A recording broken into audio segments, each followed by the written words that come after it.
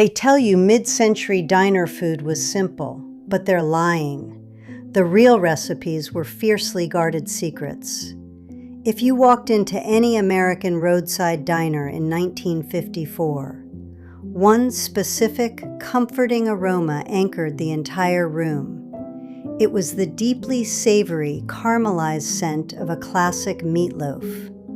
A thick slice, smothered in glaze, served alongside a mountain of mashed potatoes. But there is a distinct problem with these authentic mid-century recipes today.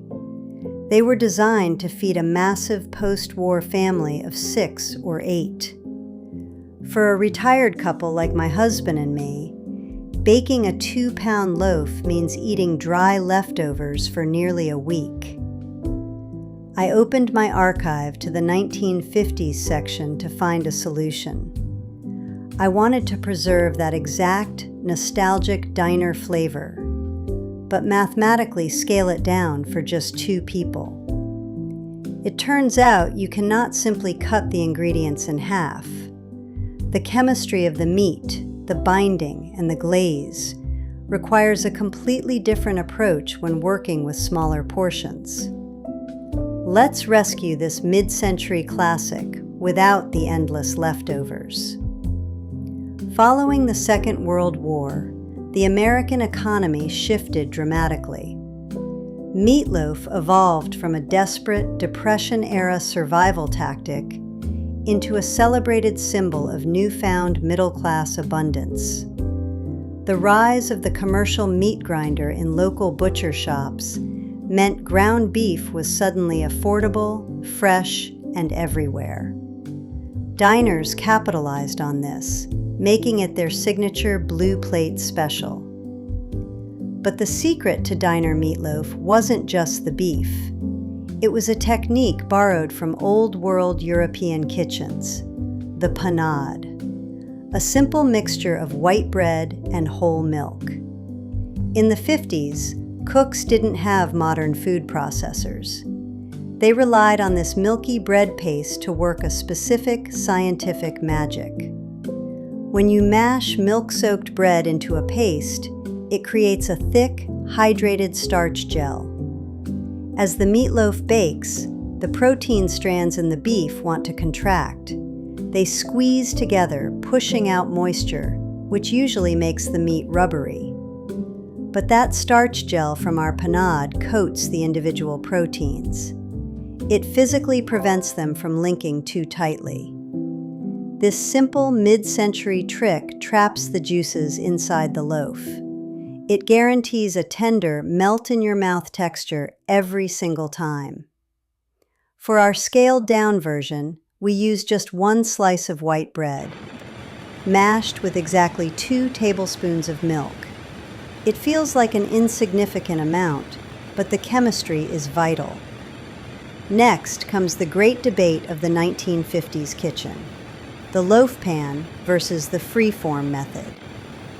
Most home cooks packed their meat tightly into glass loaf pans. It was neat, tidy, and fit perfectly into the suburban aesthetic. But diner cooks knew a secret about thermal physics. A loaf pan traps steam along the sides and bottom. It essentially boils the meat in its own rendered fat. By shaping the meat freeform on a flat baking sheet, you expose maximum surface area to the dry heat of the oven. This triggers the Maillard reaction across the entire exterior. It creates a deeply browned, savory crust that a loaf pan simply cannot achieve. For our 3/4 pound portion, this free-form method is absolutely crucial.